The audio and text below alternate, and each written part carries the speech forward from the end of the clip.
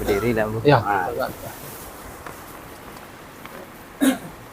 Aturannya tadi mau berdiri di tengah kan, tapi kameramen ngadep ke sini. Ini bisa diputar, Bang. Bisa diputar. Oh gitu. Oh, sampailah di situ nak. Tapi kasihan kalau tagak di situ ibu-ibu nak nampak loh. Assalamualaikum warahmatullahi wabarakatuh. Waalaikumsalam warahmatullahi wabarakatuh. Alhamdulillah wa syukrulillah wa la ilaha illallah wallahu akbar wa la hawla wa la quwata illa billahil aliyyil azim.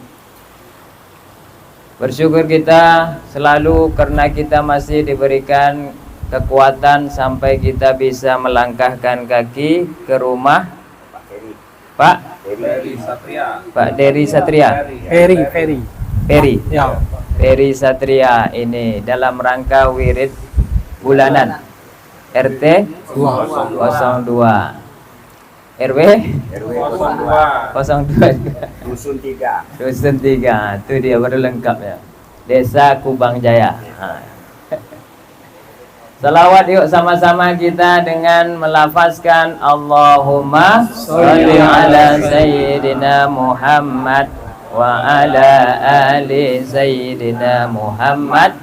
Tambah lafaz salamnya, assalamu alayka ya Rasulullah, assalamu alayka ya Habiballah, assalamu alayka ayyuhan nabiyyu wa rahmatullahi wa barakatuh.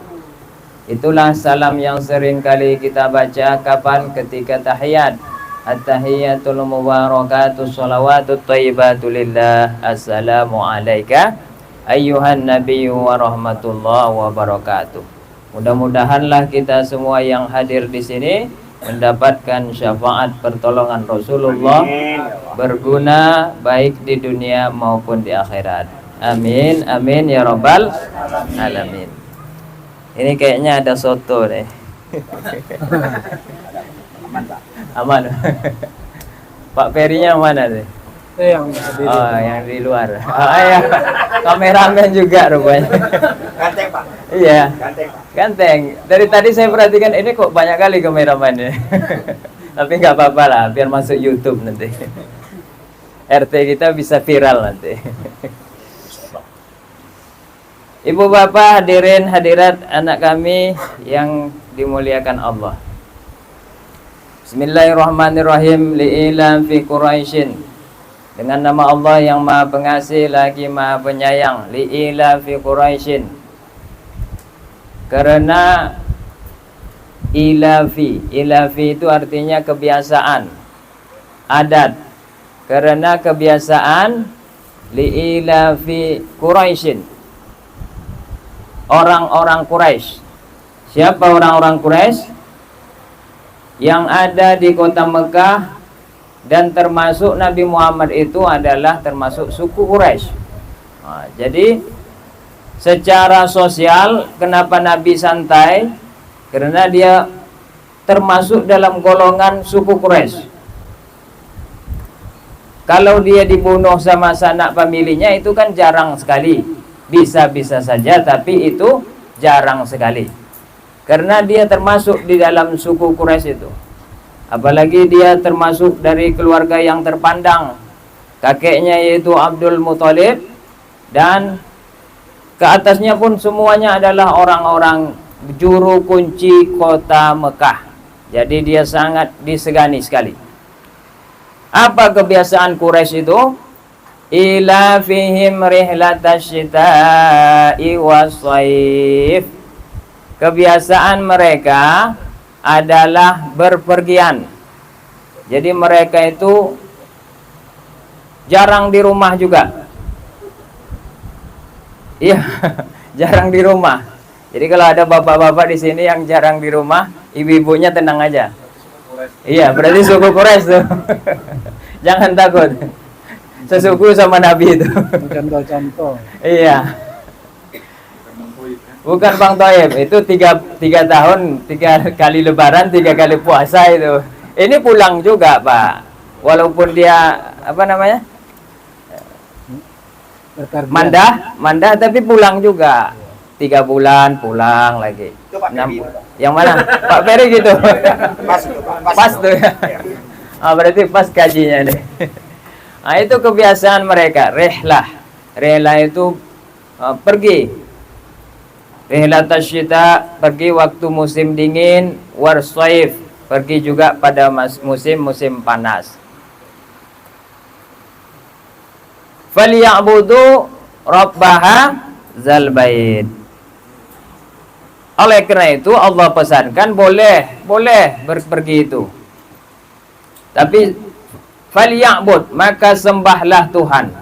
Rabbaha zal bait. Tuhan yang mana? Tuhan bait. Tuhan itu maksudnya Tuhannya Ka'bah, Tuhannya alam, Rabbul alamin, Rabbul hadzal bait, Tuhan rumah ini, bait ini. Allazi at'amahum min ju'. Siapa Tuhan rumah ini? Siapa Tuhan Rabbul alamin itu? Tuhan yang sekalian alam itu, itulah yang memberi kita makan dari minju, dari lapar. Nah, jadi bapak-bapak sambil ngaji boleh makan, merokok pun boleh. Kita Santai. Pas itu Pak. Jangan kaku, jangan tegang. Dia Allah yang memberi kita makan dari lapar itu. Kemudian apa lagi? Allah wa amanahum min khauf. Allah yang memberi keamanan kita dari khawatir. Khawatir apa? Nah, ini khawatir ini banyak. Khawatir kita nanti sampai selama-lamanya enggak rezeki kita, sehingga kredit rumah kita bisa lunas. Bisa jadi. Khawatir anak kita nanti tamat sekolah, tamat kuliah itu dapat kerja enggak? Bisa jadi. Khawatir kita nanti dah tua bisa enggak diurus sama anak-anak kita? Bisa jadi. Semua kekhawatiran itu yang mengamankannya adalah Allah. Wa amanahum min khauf, yang memberi keamanan, ketentraman dari khawatir itu. Sedikit kita membahas tentang tadi allazi at'amahum min ju', yang memberi makanan ketika kita lapar. Jadi di sini ayat ini bukan untuk orang Islam saja. Orang Hindu kalau lapar yang ngasih makan Allah. Orang Kristen kalau lapar yang ngasih makan rezekinya siapa? Allah juga. Orang yang tak beragama, ateis dia, atau masih ada aliran kepercayaan yang pakai kitab Darmo Gandul, Hidayat Jati, Serat Centani, Gatoloco. Kalau di sini nggak ada Pak. Kalau di Jawa ada tuh. Itu dia pakai aliran saja, nggak jelas agamanya apa. Dia pakai alirannya saja. Tetap kalau dia lapar yang ngasih makan Allah. Nyembah patung dia, dikasihnya patung di rumahnya, topekong dan lain sebagainya. Kalau dia lapar, tentu yang memberi makan kepada dia adalah Allah. Oleh karena itu, di sini tidak dikatakan at'amahum min idamin lazizin, memberi makan kepadamu dengan lauk yang enak. Yang pasti mau kita lapar, enak tak enak lauk itu kita babat habis saja. Apalagi kondisinya memang udah kondisi lapar banget, atau di tempat-tempat jauh dari toko. Misalnya di kebun-kebun, di dalam pedalaman kebun-kebun di Taluk itu mungkin, atau di dalam pedalaman kebun-kebun di Rengat itu, atau di Rohul itu, payah nyari makan. Itu makan apa aja jadi mau kita. Kenapa? Kondisinya adalah lapar. Jadi ulama sufi mengatakan apa idam yang enak itu, lauk yang enak itu adalah bukan hanya ikan patin, bawang bakar, nila bakar, apalagi Apa kesukaan kita lah apa tuh? Jengkol. Itu hampir rata-rata. Dari yang Pak, dari yang. Joyong itu bahasa Perancisnya tuh Pak. Bukan itu, bukan karena ada itu baru kita mau makan. Rupanya yang menyebabkan kita mau makan itu adalah al-ju'. Makanya idamuhul ju'. Kalau orang-orang ulama sufi itu, orang sufi itu sebetulnya kalau idamnya, lauknya adalah ketika kalau sudah perutnya lapar. Udahlah tuh. Nggak mikir enak, nggak enak. Ada bakso, ada sate padang, ada sate madura, nggak perlu. Yang penting gue kalau udah lapar udah. Gue pengen makan, babat aja deh. Yang penting makan, kenyang. Apa yang tersedia saja. Oleh karena itu, hidup ini sebetulnya jangan dibikin ribet, Pak. Ya, Bu ya. Hidup ini jangan dibikin ribet. Saya kadang-kadang kalau masuk rumah nggak mau buka apa namanya? Tudung. Songkok peci apa nama? Tudung saji. Kenapa kalau saya buka tudung saji rupanya makanan nggak enak?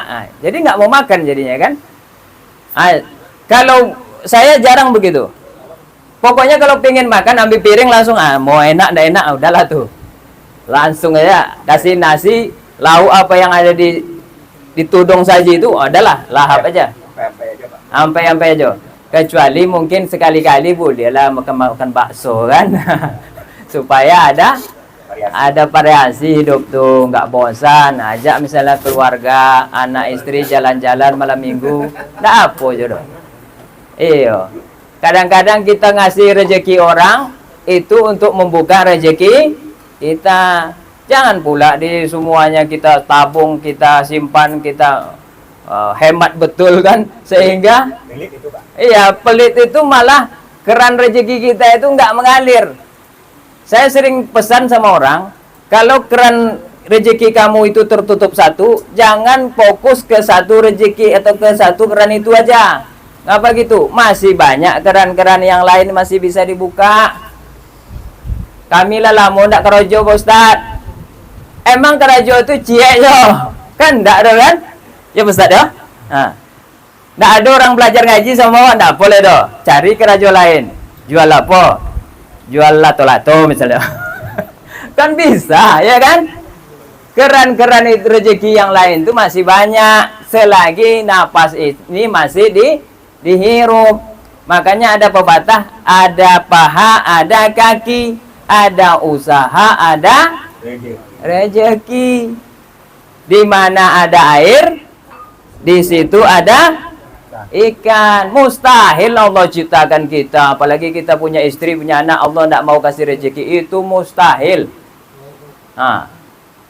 Terserahlah mau marah sama saya, datang rumah saya nanti, saya kasih ilmu-ilmunya nanti. Gimana caranya Pak Ustadz? Ini ilmunya. Semuanya ada. Jangan dibuat ribet hidup tuh. Ada dimakan, tak ada Cari, Pak. dicari. Atau puasa. Ada minum diminum, kalau enggak tahan dulu. Cari nanti dapat minum, alhamdulillah. Ngombe bareng-bareng ya. Minum sama-sama. Ya kan?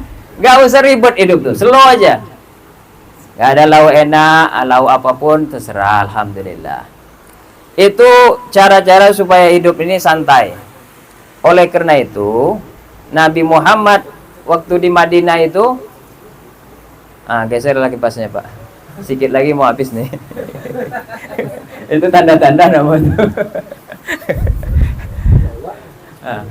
Nabi Muhammad ketika di Madinah itu, dia dikasih dokter dari Romawi. Ibarat sekarang kita dapat dokter dari Amerika langsung ke RT 2 ini.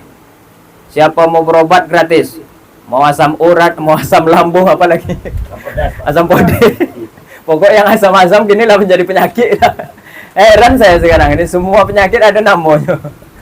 Pusing sedikit ya, nggak makan dah, mah nanti naik ke asam lambung naik ke kronis nanti jadi ke pikiran tersumbat darah di otak jadi stroke. Itu aja sebetulnya enggak baik gitu. Kan saya bilang tadi, ada syukuri alhamdulillah. Kalau tak ada, cari. Kalau tak ada lagi bersyukur. Kalau tak ada lagi serahkan kepada pemilik rezeki Allah. Ada nanti itu. Sampai di mana tadi? Nabi Muhammad begitu. Dikasih dokter. Dokter itu malah nggak laku. Sehari nggak ada orang berobat. Seminggu nggak ada orang berobat. Sebulan nggak ada orang berobat. 2 bulan nggak ada orang berobat. Nganggur. Dokternya memang dokter ahli waktu itu. Nganggur tapi. Nabi Muhammad nggak pernah sakit, nggak pernah berobat. Cek darah, cek tensi, cek kolesterol nggak pernah. Masyarakat Madinah pun nggak pernah. Akhirnya dokternya ngadu ke Nabi. Baginda Nabi, ini kenapa nih saya kok nganggur? Biasanya kalau di kota saya ini laku keras loh. Saya dokter terkenal, mahal nih. Kok di sini nganggur? Engkau nggak pernah sakit, masyarakat nggak pernah sakit. Apa resepnya? Nah, ini resepnya. Kami ini adalah kaum la na'kulu, tidak makan. Ada pepatah kita apa namanya itu? Makan sebelum lapar, berhenti setelah kenyang. Ya. Kalau lapar kami baru makan. Kalau ndak lapar kami ndak makan tuh loh. Kadang-kadang awak ndak. Ala sarapan pagi lote. Jam 10 minum le kopi tambah le goreng. Besok jam 1 makan le. Jam 3 makan le. Apalagi hujan hari tambah lapar. Kemana nanti apanya tuh? Makanannya tuh mau kemana diletak di tubuh tuh? Ya kan? Tambah makan malam lagi. Kemana mau diletak di tubuh tuh? Inilah yang mengakibatkan tadi asam lambung, asam urat, asam kolesterol tadi, diabetes. Karena makanan itu tidak bisa keluar lagi. Ya kan? Terlalu banyak di tubuh ini atau terlalu sedikit. 2 itu aja. Kalau tidak terlalu banyak, terlalu sedikit. Kalau terlalu sedikit, ibu-ibu ngomel terus tuh. Bang, bilo beli apa bang? Masak daun ubi tori. Kejualan di biawak bang, biar bisa makan ikan sekali. Tidak boleh itu. Yang terlalu itu tidak boleh. Makan ketika lapar, makan. Labronti itu apa tanda labronti itu? La sendawa. Itu tanda-tanda lah konyang tuh. Jangan makan juga leh. Pokok lah. Makan tori, sampai tori. Baru makan tori. Itu loh. Itu tidak lama penyakit datang itu. Kalau tidak percaya, tengoklah. Tapi mungkin tinggal seketek ya enggak pola. Atau kasih yang lain, kucing atau itu tanda-tanda lah konyang berarti kalau lah sendawa tuh. Itulah ilmu Nabi dan masyarakat. Karena itu dokter itu enggak laku. Makan sebelum lapar, berhenti setelah kenyang. Enggak payah-payah doh. Enggak mau di zaman sekarang harus ada sendal rematik. Itu sehat kita. Harus ada 4 sehat, 5 sempurna, itu sehat kita. Tidak perlu pakai gitu. Tetap terapkan itu tadi. Makan sebelum lapar, berhenti setelah kenyang. Dah beres urusan tuh. Insya Allah sehat badan. Paling kalau penyakit sikit aja ya. Sakit apa itu? Masuk angin. Kalau masuk angin mungkin semua kita ada pernah di sini. Paling kena itu aja ya. Yang lain insya Allah tidak ada penyakit yang lain tuh. Batuk-batuk tuh sebentar, 3 hari dah sembuh lah. Ini saja yang bisa saya sampaikan. Ringan-ringan saja tapi bisa kita amalkan. Terima kasih atas segala perhatian. Wassalamualaikum warahmatullahi wabarakatuh.